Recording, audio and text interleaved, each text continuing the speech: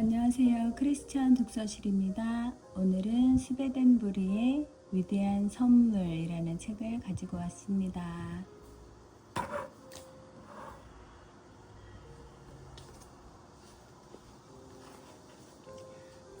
스웨덴이 낳은 천재 과학자 엠마누엘 스베덴부리.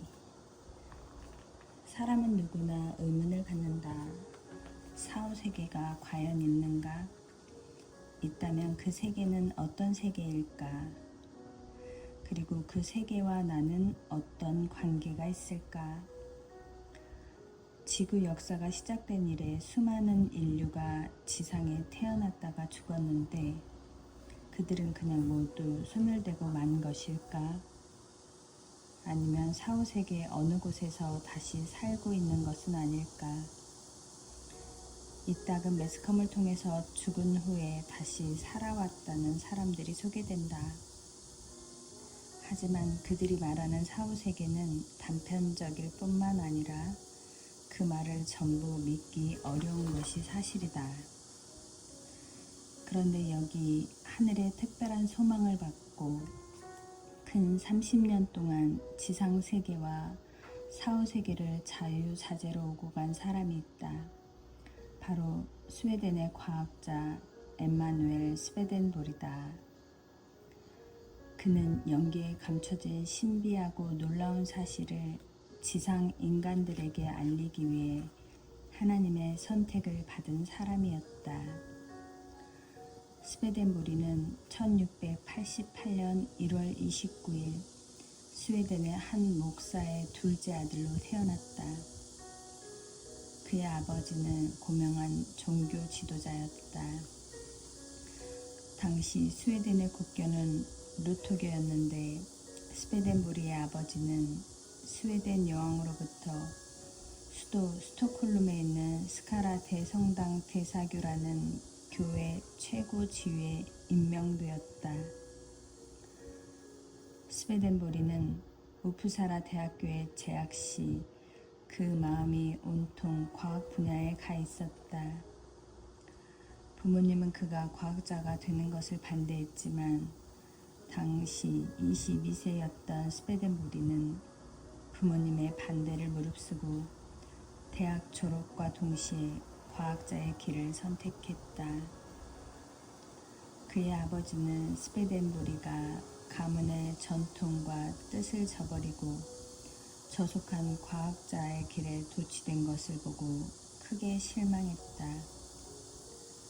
그러나 일찍이 약관의 몸으로 천재성을 유감없이 발휘한 스베덴부리는 저명한 과학자로 세상의 이름을 널리 알리게 되었다. 그리고 당시 만유인력의 법칙을 발견한 아이작 뉴턴과 같은 최고 과학자들 반열에 올랐다. 스베덴부리의 천재성은 그의 우주 생성에 대한 연구에서도 현저하게 나타났다. 그는 우주의 모든 창조가 우연이 아니며 반드시 우주가 있기 전에 제1원인이 있지 않으면 안 된다고 믿었다. 스베덴부리는 우주 생성에는 제1원인, 곧 창조자가 있을 수밖에 없다고 인정한 최초의 과학자였다. 당시 그는 원자 물리학 분야의 깊은 연구를 진행했으며 아인슈타인 박사보다 거의 200년 전에 상대성 원리와 비슷한 논문을 발표했다. 그는 논문을 통해 우주 생성 이전엔 무한한 에너지가 있었고 그 에너지가 우주 생성의 근본이었다라고 말했다. 그런데 1745년 스베덴부리가 57세 되던 해 그의 생애에 청천벽력 같은 불가사의한 운명의 대전환이 일어났다. 영국 런던에서 진리의 계시자로 부르심을 받은 이후 스베덴부리는 그렇게 심취해 있던 과학 연구에서 한순간에 손을 떼고 말았다. 그는 놀랍게도 과학세계와는 정반대라 할 수 있는 신비세계인 연계를 탐구하는 대영능자로 변신한 것이다. 그날 이후 도서관과 연구실의 책 속에 파묻혀 살던 스웨덴보리는 그의 주변에 있던 과학 연구와 관련된 모든 책과 자료들을 치워버렸고 연구실 책상 위에는 오로지 성서 한 권만이 남았다. 스웨덴보리가 과학계를 떠난 사실을 안 세상 사람들은 몹시 애석해했다. 그의 재능을 아끼는 친구들은 과학계에서 생의 마지막 꽃을 피울 것을 권고하며 그가 과학계에 남아있기를 고대했다. 그러나 스웨덴보리는 그들에게 이렇게 말했다. 나와 같은 과학자는 얼마든지 있을 수 있다. 그러나 내가 소명받은 사명은 내가 아니면 아무도 할 수 없다. 그의 결심은 추호에 흔들림이 없었다.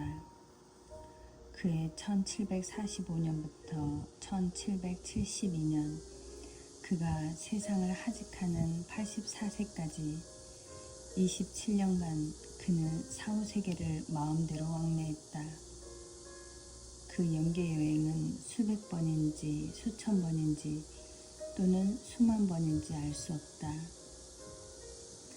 스웨덴보리는 연계 탐방 후 지상으로 돌아오면 저술에 몰두했고 27년 동안 수만 페이지 분량의 연계 저술을 남겼다. 연계 저술이란 그가 저술한 책의 이름이 아니고 그가 기록한 연계 저술 모두를 총칭하는 말이다. 책으로 하면 수십 권의 분량이 된다.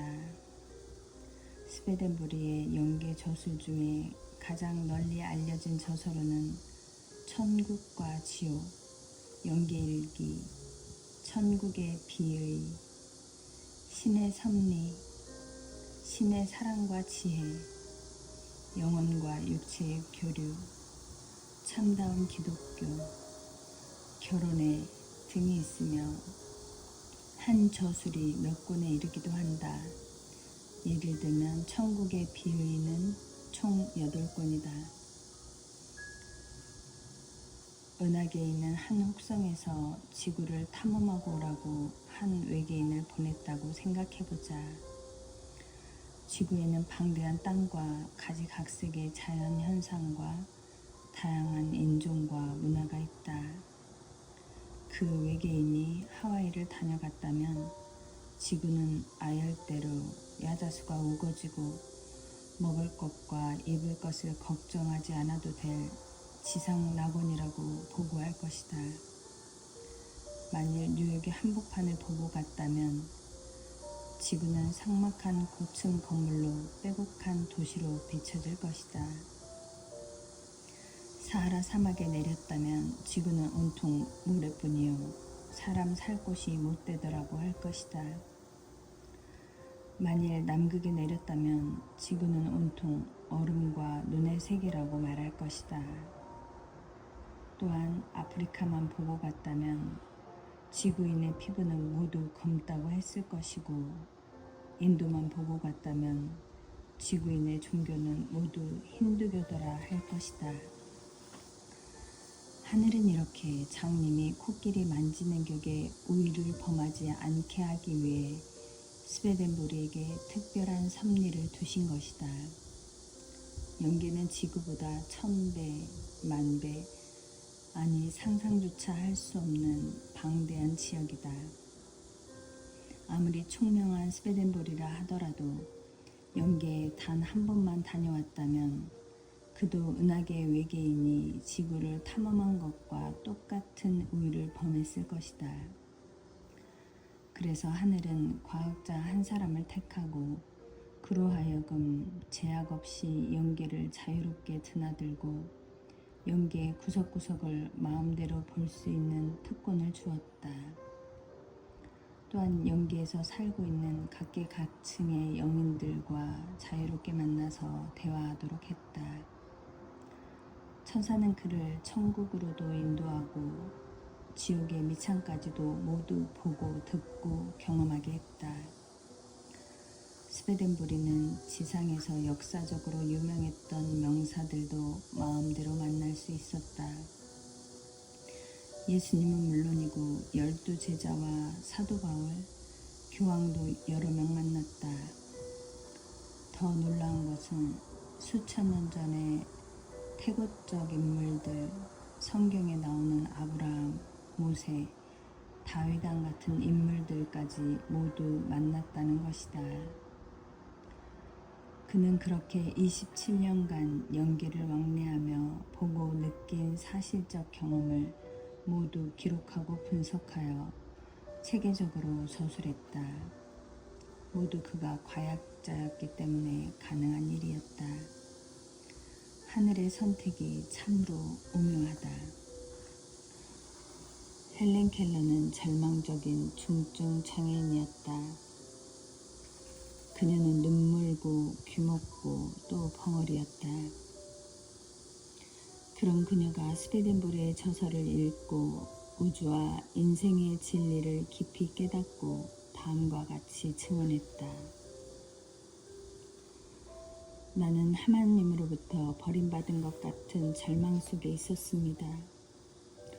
왜 나는 이렇게 가련한 장애인의 생애를 살아야 하는지를 몰랐습니다. 하나님을 저주하고 싶었습니다. 그런데 스웨덴보르의 연계 탐험기를 읽고 나는 더 이상 외롭지도 슬프지도 않았습니다. 나는 영원히 죽지 않고 사는 천국이 있음을 알았습니다. 그리고 내가 천국에 가면 더 이상 장애인이 아닌 것도 알았습니다.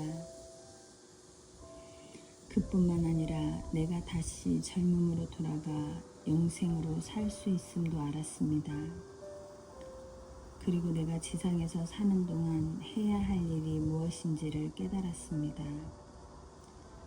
그것은 나의 마음과 뜻을 다하여 하나님을 사랑하고 내 이웃을 내 몸과 같이 사랑하는 것임을 알았습니다. 나는 그의 저서를 읽은 후 더 이상 죽는 것이 두렵지 않게 되었습니다. 지난 200여 년 동안 스웨덴보르가 남긴 연계의 진리와 증언을 통해 얼마나 많은 사람들이 천국을 알았으며 또 그 천국에 갔을까. 수억 아니 수십억의 인류가 헬렌 켈러와 같은 혜택을 받지 않았을까. 지난 200여 년 동안 말이다. 그리고 그 혜택은 지금도 계속되고 있다.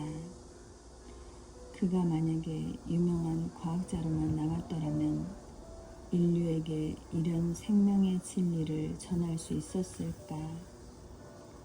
스웨덴볼이 그 한 사람으로 인하여 얼마나 많은 인류가 4, 5세계의 천국이 기다리고 있음을 알고 편안하게 죽음을 맞이했을까? 이렇게 보면 1745년에 스웨덴보르의 운명의 대전환이 얼마나 중대한 결심이었던가에 대해 감사하지 않을 수 없다. 스웨덴보르가 말년에 와서 쓴 저서의 서문을 소개한다. 나 스웨덴보르는 과거 26년 동안 내 육체를 이 세상에 둔 채 영이 되어서 인간 4, 5세계인 영의 세계를 출입해왔다. 그리하여 거기에서 살고 있는 많은 영인들과 교류를 갖고 무수히 많은 것을 보고 듣고 왔다. 여기 기록한 것은 내가 그곳에서 직접 보고 듣고 체험한 것이다. 나는 안다. 나와 같은 인류 역사상 아주 희귀한 체험자의 주장을 대다수의 사람들은 믿으려 하지 않을 것이라는 것을. 그러나 나는 지금 그 일을 놓고 깊이 염려하지 않는다. 왜냐하면 사람들이 내가 남긴 저서를 읽게 되면 내가 보고 듣고 기록한 모두가 사실인 것을 그 누구도 부인하지 않을 것이라고 확신하기 때문이다. 내 저서를 읽는 사람들은 놀랍게도 인간의 영은 영원한 존재이며 우리가 살고 있는 이 세상과는 별도로 영계라는 또 하나의 세계가 존재한다는 것을 알게 될 것이다. 나는 내 저서들을 통해 내가 어떻게 하여 4, 5세계에 들어가 영인들과 마치 지상 사람들과 만나 이야기하듯이 교제했으며 무엇을 보고 들었는지, 영계와 우리 지상 세계 사이에는 어떤 관계가 있는지를 확실히 말할 것이다. 내가 영계에 가서 보고 들은 것은 너무나 많고 방대하다. 그래서 내 저서는 방대한 것이 되지 않을 수 없었다. 그 방대함을 생각할 때 내가 이 지상에 남아있을 시간은 상대적으로 너무 짧다. 왜 그런가 하면 나는 내년 1772년 3월 29일에 이 세상을 버리고 다시 돌아오지 않을 마지막 영계 여행을 떠나게 되어 있기 때문이다. 나는 낭비할 시간이 없다. 나는 내 갈 길을 재촉하지 않을 수 없다. 나는 바쁘다. 스베덴보리는 자신이 죽는 날을 미리 알고 있었다. 그는 죽기 전에 그가 알고 있는 교회 목사님에게 자기가 죽는 날을 편지로 예언했다. 위에서 읽은 글은 그가 죽기 1년 전에 쓴 것이다. 스베덴보리의 서문을 읽을 때 우리는 그가 얼마나 인류를 위한 사명감에 투철했는지를 알 수 있다. 그는 또한 자기의 기록을 읽는 독자들이 자신이 말한 진리를 믿지 않을 수 없을 것이라고 확신하고 있었다. 인간은 만물의 영장이며 영적 피조물이다. 따라서 스베덴보리는 누구나 자신의 글을 읽어보면 진실인가 아닌가를 식별할 수 있으리라 믿었던 것이다.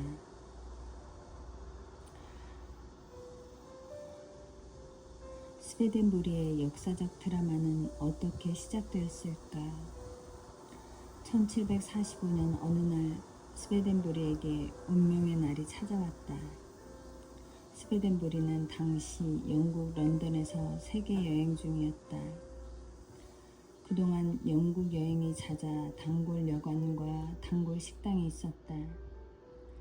스베덴보리는 여느 때처럼 단골 식당에서 저녁 식사를 하고 있었는데 그곳에서 그 불가사의한 일이 시작되었다. 식사를 마치고 포크를 테이블 위에 놓고 일어서려는 순간이었다. 난데없이 스베덴보리가 식사를 하던 식당 쪽으로 오색 찬란한 무지개가 비치더니 곧이어 태양빛의 10배쯤 되는 강렬한 빛이 비치는 것이었다. 스베덴보리는 눈이 부셔 눈을 뜰 수도 없었고 기절할 정도로 놀라 정신이 없었다. 그러던 잠시 후 그 빛 가운데서 금빛 찬란한 흰색 로브를 입은 한 인물이 빛을 발하며 모습을 드러냈다. 스베덴보리가 한 번도 본 적이 없는 신비한 느낌의 인물이었다. 그가 입을 열었다. 그대여. 그 한마디를 남기고 그는 거짓말처럼 사라지고 말았다. 그가 사라진 뒤로도 식당 안엔 구름과 안개가 자욱했고 스베덴보리는 그 안개 속에 휩싸여 있었다. 그리고 잠시 후 언제 그랬냐는 듯이 구름과 안개가 사라지고 스베덴보리는 무엇에 홀린 사람처럼 멍하니 식당에 혼자 서 있었다. 스베덴보리는 가까스로 정신을 차리고 황급히 여관방으로 돌아왔다. 방으로 돌아온 그는 조금 전 식당에서 있었던 기이한 경험을 떠올렸다. 내가 헛것을 볼 정도로 몸이 안 좋은가 하고 생각해 봤으나 분명 자신이 본 것이 헛것이 아니라는 것을 스베덴보리는 잘 알고 있었다. 고심하던 그는 곧 잠이 들었다. 그 다음날 저녁에 더 놀라운 일이 일어날 것이라는 상상도 못한 채 말이다. 그 다음날 밤 스베덴보리가 잠을 자기 위해 침대에 막 누우려고 할 때였다. 방 안으로 전날 식당에서처럼 갑자기 환한 빛이 비쳐 대낮같이 밝아지더니 어제 봤던 그 신비한 인물이 또다시 나타나 침대 옆으로 다가왔다. 놀란 스웨덴보리는 몸을 떨었다. 그런데 그 신비로운 인물은 준엄한 어조로 스웨덴보리에게 다음과 같이 말하는 것이었다. 놀라지 마시오. 나는 하나님이 보내신 사자입니다. 나는 그대에게 사명을 부여하러 왔습니다. 나는 그대를 사후세계인 영의 세계로 안내할 것입니다. 그대는 그곳에 가서 거기 있는 영인들과 교류하고 그 세계에서 보고 듣는 모든 것을 그대로 기록하여 이 지상 사람들에게 낱낱이 전하시오. 그대는 이 소명을 소홀히 생각하지 마시오. 이 말을 남기고 신비의 인물은 다시 사라졌다. 스웨덴보리는 그날 이후 그를 다시는 본 적이 없다. 지상에서는 물론이고 그렇게 많이 드나들었던 영계에서도 두 번 다시 만나지 못했다. 그러나 그로부터 스웨덴보리의 생활과 환경은 급격히 달라지기 시작했다. 이 불가사의한 인물을 만난 이후로 그에게 영계의 문이 활짝 열렸다. 영안을 뜨게 된 것이다. 또 영계를 마음대로 드나드는 신비한 능력을 부여받았다. 그 능력으로 그는 영계를 마치 자기 집과 같이 드나들게 되었다. 그리고 스웨덴보리는 그 불가사의한 인물로부터 소명을 받은 대로 영계에서 보고 들은 모든 체험을 낱낱이 기록하기 시작했다. 이것이 그의 영계 저술의 출발이었다. 그는 어떤 위대한 힘, 즉 창조주의 소명을 받았음을 추호도 의심치 않게 되었다.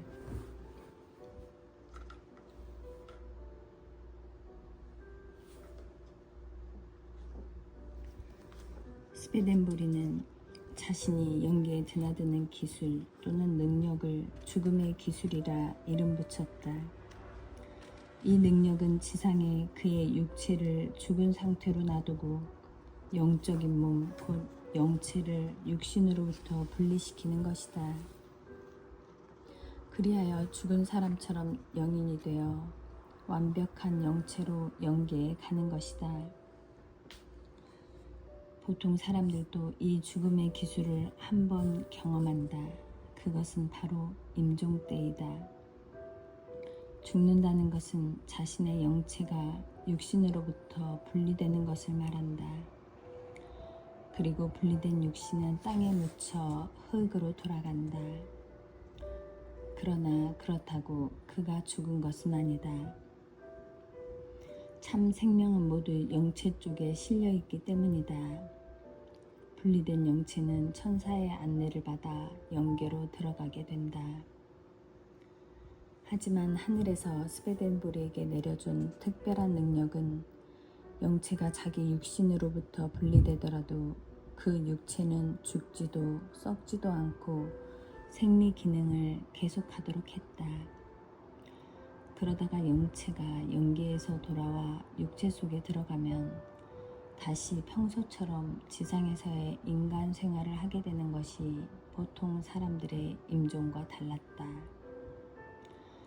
육신은 영체가 입고 있는 의복과 같다. 벗었을 때는 영이며 육신을 입으면 인간이 되는 것이다. 그가 하늘의 특별한 권한을 부여받지 않고서야 어떻게 정장 27년간 이 일을 계속했겠는가. 그는 27년 동안 자신의 육체를 입었다 벗었다 하면서 인류에 대한 사명을 수행했던 것이다.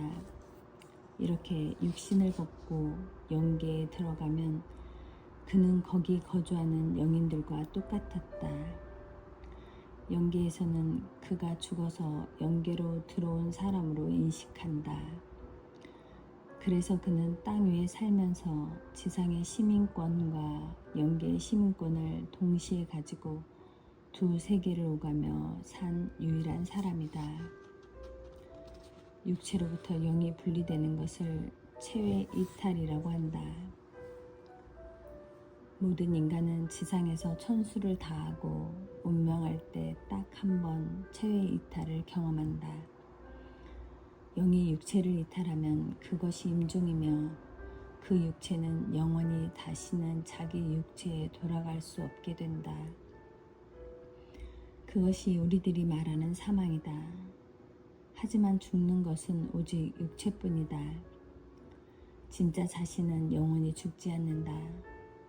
다만 지상을 떠나 영계에 가서 영주하는 것뿐이다. 그렇다면 영계는 과연 무엇일까? 우리가 나라고 하는 것은 사실은 영체를 말하는 것이다. 육신에는 생명이 없다. 육신은 영체의 그릇이요 도구일 뿐이다. 지금 땅 위에 사는 모든 인간들은 자신들이 육신으로 살고 있다고 생각하지만 사실 육신을 살게 하는 주인은 그 육신 안에 거하는 영체이다. 과연 영체는 어떻게 생겼을까? 옷을 벗어 알몸이 되었다고 자신의 모습과 오관과 사고와 의식의 변화가 있는가? 옷을 입었을 때나 벗었을 때나 나는 똑같은 사람인 것이다. 이 생각을 발전시켜서 내가 입고 있는 옷이 육체라고 생각해보자. 육체는 자기 영체의 옷이다. 그 옷을 벗었다고 내가 달라질까? 영체야말로 바로 자신이며 옷을 벗어도 완전한 인간이다. 다만 자연계에서 영계로 거처를 옮겨 사는 것뿐이다. 영체가 육체를 떠나면 세상에서는 죽었다고 하지만 사실은 죽은 것도 아니요 달라진 것도 아니다. 그 얼굴, 그 오관, 눈, 귀, 코, 입, 그리고 감각, 뛰는 심장, 호흡하는 폐, 움직이는 손과 발, 전부 그대로이다. 더 중요한 것은 기억력, 감정, 사고력, 의식, 의지조차도 하나도 변함이 없다는 것이다. 다만 육신을 입고 있을 때는 육신이 물질이기 때문에 영체에 부담이 된다. 물질이 아니라 영적 재료로 만들어진 영체는 육신보다 더 완벽하다.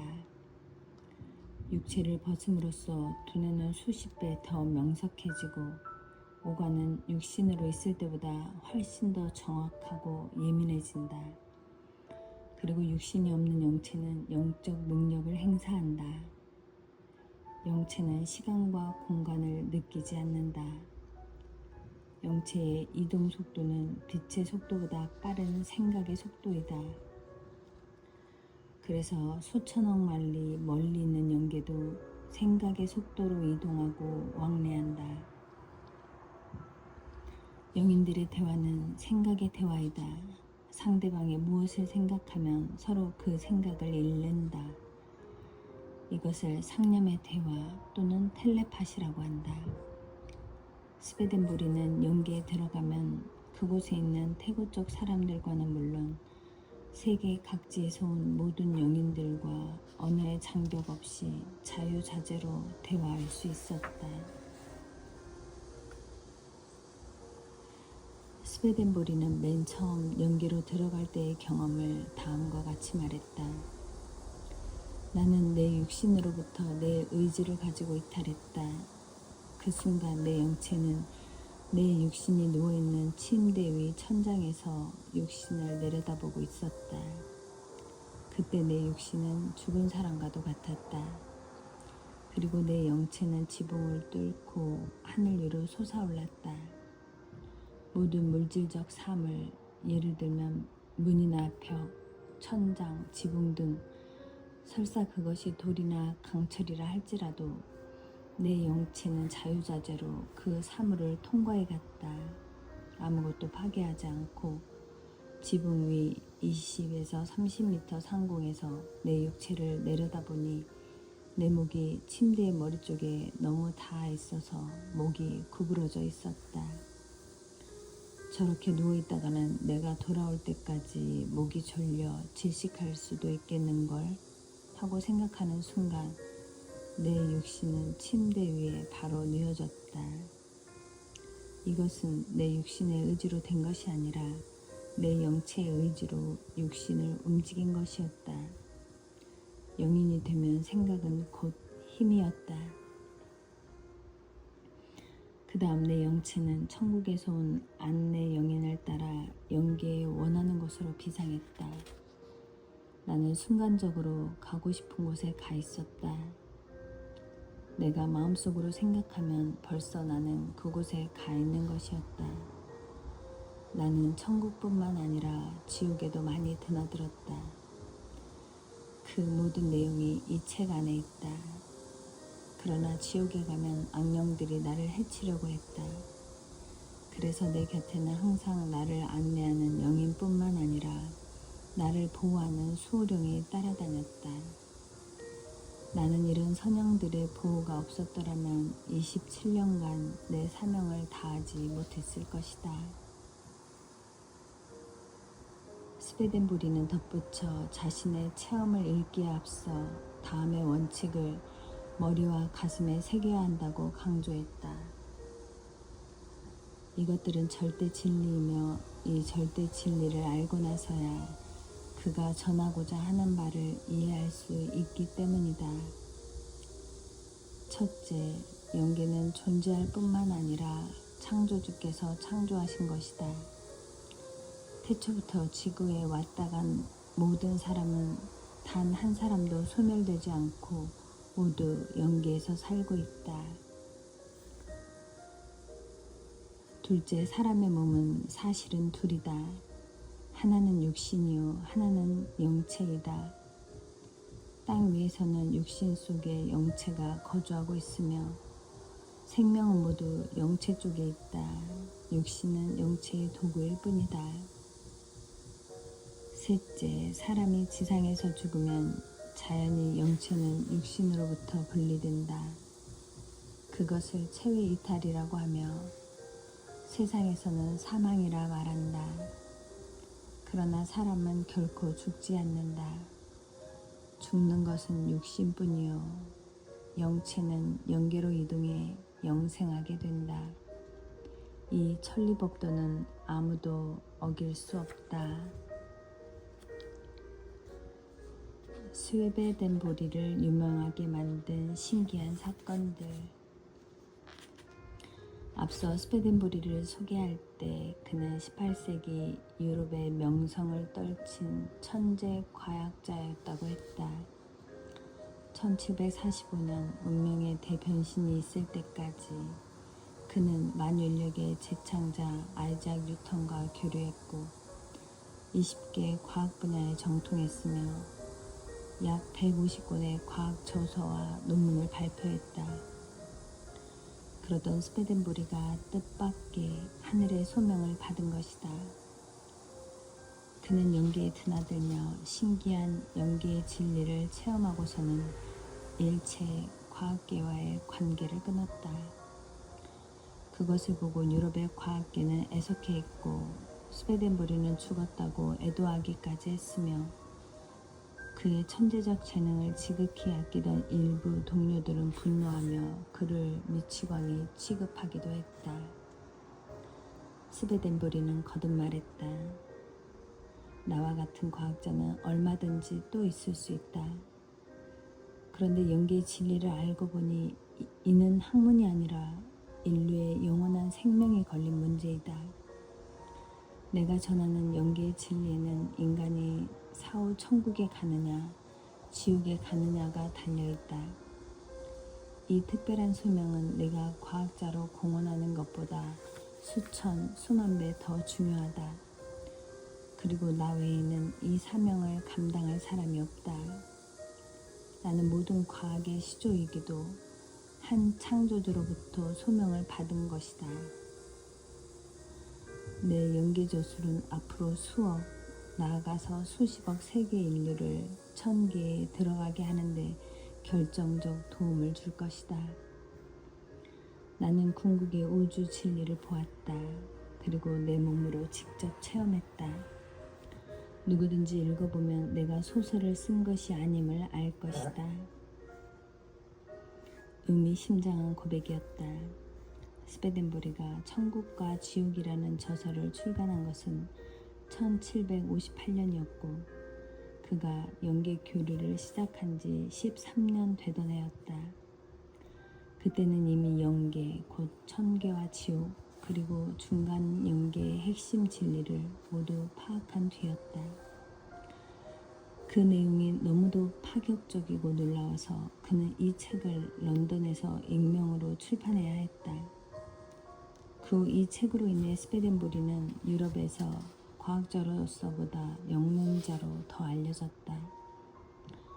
이제부터 출판 이후 그가 세상에 널리 알려지게 된 4가지의 사건을 소개하려 한다. 한 번은 스웨덴보리가 모국 스웨덴의 여왕으로부터 초대를 받았다. 그는 스웨덴 귀족이요 또 스웨덴 의회 상원 의원이기도 했기 때문에 가끔 여왕의 행사에 초청을 받았다. 하지만 이날 여왕이 그를 초청한 것은 문무백관들 앞에서 그의 교령술을 시험해보기 위해서였다.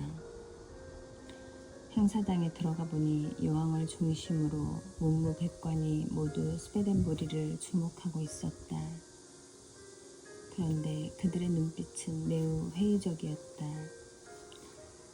여왕은 2가지 목적으로 이 모임을 소집했다. 하나는 유럽을 떠들썩하게 만든 스웨덴보리의 영능을 시험해보기 위함이요. 또 하나는 고인이 된 한 장군의 유덕을 총신들 앞에서 스웨덴보리의 입을 통해 치하하고 싶어서였다. 여왕은 고인이 된 한 장군의 이름을 대면서 그 장군을 알고 있느냐고 물었다. 그러나 스웨덴보리는 그런 장군이 있다는 사실조차 모르고 있었다. 여왕은 그 장군의 이름을 써주면서 명령했다. 장군은 그가 죽은 후에 나에게 한 통의 유서를 보내왔소. 그가 유서를 남긴 것은 오늘날까지 아무도 모르는 사실이요. 유서의 내용은 물론 그 유서가 내 손에 있다는 것도 아는 사람이 없소. 내가 유서를 공표하지 않는 것이 그 유서 안에 거명된 인물이 아직 살아있고 동시에 고인이 그 유서를 공표하지 말 것을 부탁했기 때문이요. 그런데 이제 그 유서 속의 관계자가 모두 타계하고 시간이 10년 이상 흘렀으니 그 유서를 여기 문무백관 앞에 공표하려 하오. 그러니 스웨덴보리 경이 연계에 가서 고인의 영을 만나 유서의 내용을 듣고 그대의 입으로 여기 문무백관들에게 공표하시오. 스웨덴보리는 여왕의 명에 따라 문무백관이 지켜보는 앞에서 소파에 누워 이제 숙달될 대로 숙달된 죽음의 기술로 육체를 떠났다. 그러나 장군의 이름만 가지고는 부족해 연계에 들어가기 전에 더 구체적 정보를 얻기 위해서 우선 여왕의 영 속에 들어갔다. 여왕이 알고 있는 그 장군의 내력을 모두 알아내기 위함이었는데 여왕은 자기 영 속에서 스웨덴보리가 정보를 탐색하고 있는 줄은 꿈에도 몰랐다. 스웨덴보리가 정보를 가지고 연계에 들어가 장군을 찾아보니 여왕을 통해 알아낸 모습과 맞아떨어졌다. 스웨덴보리는 그 장군의 영을 향하여 상념의 대화를 시도했다. 스웨덴보리는 그에게 물었다. 그대가 장군 누구누구이신가요? 장군은 맞다고 고개를 끄덕였다. 스웨덴보리는 유서 문제를 끄집어냈다. 천계에 들어가 세월이 흐르면 지상의 기억은 차차 소멸되어 희미해진다. 그는 한참 동안이나 옛 기억을 더듬어 당시의 일을 기억해내 정확한 답을 해주었다. 유서는 격전장에 있었던 자신과 부하의 무용담이었다. 그리고 용감했던 부하를 국가에서 보호해달라는 내용이었다. 스웨덴보리는 곧 자기 육신으로 돌아왔다. 모두가 숨을 죽이고 그를 지켜보고 있었다. 궁중회의장은 초긴장으로 숨이 막힐 정도였다. 스웨덴보리는 정중하게 여왕 앞으로 나아가 장군의 유서 내용을 말했다. 스웨덴보리의 말을 들은 여왕은 깜짝 놀랐다. 스웨덴보리경 놀라운 사실을 밝혔소이다. 수고하셨소. 과연 그대는 스웨덴의 자랑이요. 자, 이제는 이 장군의 유서를 낭독하시오. 스웨덴보리는 여왕에게 건네받은 그 유서를 큰 소리로 낭독했다. 그 자리에 있던 문무백관들 모두가 탄성을 질렀다. 유서는 스웨덴보리가 먼저 말한 내용과 한치의 오차도 없이 일치했다. 그 순간 그는 스웨덴의 신인처럼 보였다. 여왕은 문무백관들 앞에 장군의 유서는 오늘 처음 공표되었지만 고인이 된 장군이 상신한 내용은 이미 다 처리했다고 말했다. 스웨덴보리는 여왕에게 청계에서 보고 온 장군에 대해 말했다. 장군은 지금 좋은 곳에 살고 계십니다. 제가 잘한 것은 아무것도 없습니다. 저는 다만 장군을 만나서 묻고 들은 것을 가져왔을 뿐입니다. 이 모든 것이 초능력이나 마술 따위는 아니니 오해 없으시길 바랍니다. 여왕은 스웨덴보리를 치하했고 문무백관의 박수갈채 속에 그는 궁전을 나왔다. 이 기상천외한 사건은 금세 날개가 달린 것처럼 전 유럽에 퍼졌다.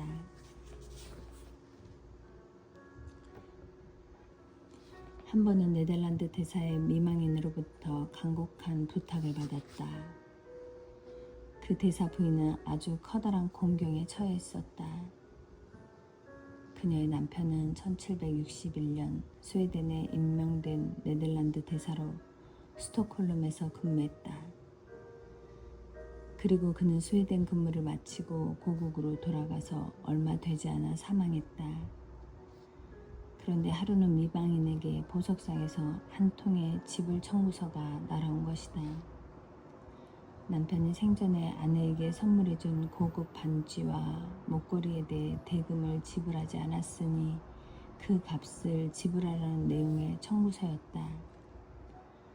미망이는 깜짝 놀랐다. 자기 남편은 절대 외상으로 물건을 사는 사람이 아닌 것을 알고 집안을 몇 번이나 뒤졌으나 어디서도 영수증을 찾을 수가 없었다. 그래서 스웨덴에 있을 때 그 명성을 들은 바 있는 스웨덴보리에게 남편을 만나 영수증의 소재를 알려주기를 간청했다. 이 사정을 듣고 스웨덴보리는 그 정황이 너무 딱해 연기에 들어가 미망인의 남편을 만나 영수증의 소재를 물어봤다. 그리고 돌아와서 미망인에게 침실에 있는 옷장 몇 번째 서랍 속에 그 영수증이 있다고 전했다. 그 말을 들은 미망인은 크게 실망하면서 그 서랍은 이미 여러 번 뒤져봤으나 영수증은 없었다고 대답했다. 스웨덴보리가 말했다. 당신 남편은 그 서랍을 이중으로 만들었다고 합니다. 그러니 서랍의 밑을 뜯어보십시오. 미망인이 그 말대로 서랍을 뜯어보니 서랍 밑에 또 한 층의 바닥이 있었고 그곳에는 귀중한 문서가 모두 들어있었다. 물론 미망인이 그토록 찾고자 했던 영수증도 그곳에 보관되어 있었다. 한 번은 스웨덴보리가 회의 참석차 스웨덴의 서부 도시 고덴버그로 출장을 갔다. 그날 밤은 친구의 집에서 묵고 다음날 친구와 같이 회의에 참석하기로 되어 있었다. 그런데 그날 친구의 집에 도착해 점심을 먹고 있는데 이상하게 그가 의도하지도 않았는데 입신 상태에 들어갔다. 그 말은 다른 때는 그가 의식적으로 해야만 죽음의 기술이 시술되었는데 그날따라 자연히 그 상태에 들어갔다는 뜻이다. 친구는 스웨덴보리가 갑자기 창백해지더니 맥이 풀리는 것을 보고 먼 여행에 너무 피곤했나 보다 생각하고 그를 침대 위에 눕혔다. 그런데 스웨덴보리가 입신 상태로 침대에 누우면서 큰 소리로 외치는 것이었다. 화재다, 화재, 큰 화재가 스톡홀름에. 그 순간 스웨덴보리의 영체는 자기 육신으로부터 분리되어 상공을 날고 있었다. 그는 순간적으로 스톡홀름의 화재 현장에 도착했다. 화재는 도시의 서부에서 일어나 때마침 불어오는 강풍에 손 쓸 사이도 없이 동쪽으로 퍼져가고 있었다. 도시는 순식간에 화염 속에 휩싸였다. 사람들이 불길에 휩싸여 우왕좌왕하고 도시는 아수라장이 되었다. 불길이 점차 스웨덴보리 집 쪽으로 번져가고 있었다. 스웨덴보리는 오늘 내 집이 제가 되는구나 하는 안타까움에 발을 구르고 있는데 언제 나타났는지 천사들이 보이는 것이었다. 다음 순간 바람의 방향이 90도 바뀌기 시작했다. 그리고 바람이 점차 약해졌다. 그렇게 얼마가 지났을까? 금세 불길이 잡혔다. 그 불길은 스웨덴보리의 집에서 세 번째 집 앞에서 멈추었다. 스웨덴보리는 육신으로 돌아왔다. 자네 아무 일 없는 거야? 걱정하고 있던 친구가 물었다. 그러자 스웨덴보리는 긴 한숨을 내쉬며 말했다. 스톡홀름의 큰 불이 이제 꺼졌어. 우리 집 앞 세 번째에서 멈췄어.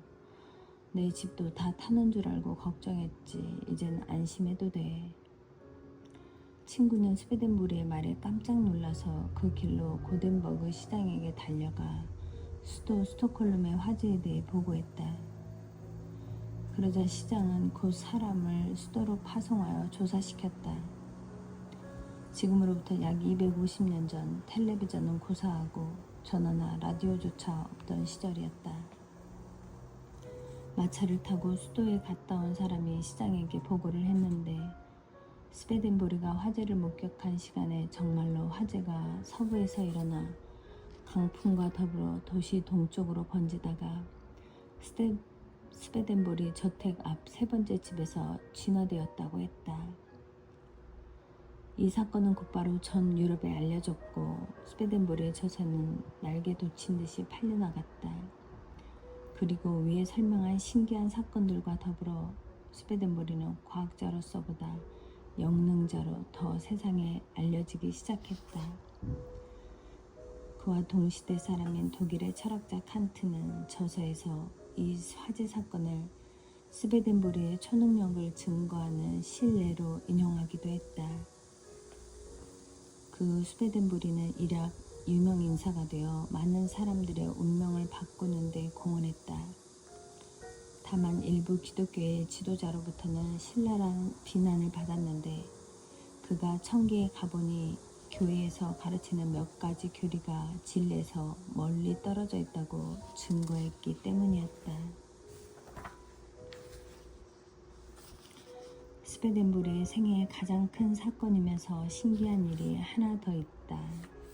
그것은 그가 죽기 전에 이미 자기가 죽는 날을 예언한 것이다. 그가 자신이 죽는 날까지 예언한 날짜는 1772년 3월 29일이었다. 그 날짜에 그는 런던에 있었는데 예언대로 그날 탁에 있다. 그로부터 100년 후 그의 유체는 왕의 명령으로 조국 스웨덴으로 운구되었고 성대한 장례식을 다시 치른 뒤 수도 스톡홀름 살라 대성당 안에 안치되었다. 그런데 또 하나 신기한 것은 자신의 죽는 날을 예언한 방법이었다. 그는 가족이나 친구에게 전한 것이 아니라 한 번도 만난 적이 없는 전혀 모르는 존 웨슬리라는 목사에게 편지로 예언했다. 그런데 그 방법이 그의 교령수를 증거하는 또 하나의 수단이 된 것이다. 스웨덴보리는 웨슬리 목사에게 다음과 같이 편지를 썼다. 존경하는 웨슬리 목사, 나는 당신이 나를 만나기를 희망한다는 것을 알고 있습니다. 그래서 당신께 통보하는 바인데 나는 1772년 3월 29일에 이 세상을 하직하고 영계로 가게 될 것이 이미 결정되었음을 알려드리는 바입니다. 그 이전이면 언제든지 당신을 만나겠습니다. 존경을 표하며. 그랬더니 웨슬리 목사로부터 놀라운 답장이 왔다.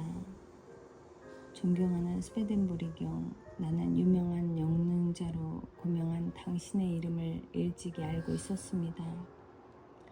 당신이 편지를 받고 너무나 놀라 그 편지를 친구들이 보는 앞에서 개봉했습니다.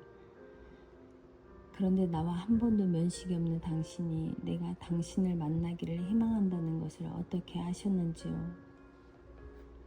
나와 친구 모두가 깜짝 놀라고 신기했습니다. 당신은 정말 놀라운 분이십니다. 존경을 표하며. 스웨덴보리는 이렇게 설명했다. 나는 물론 영적으로 그 영과 교신하여 알게 된 것입니다.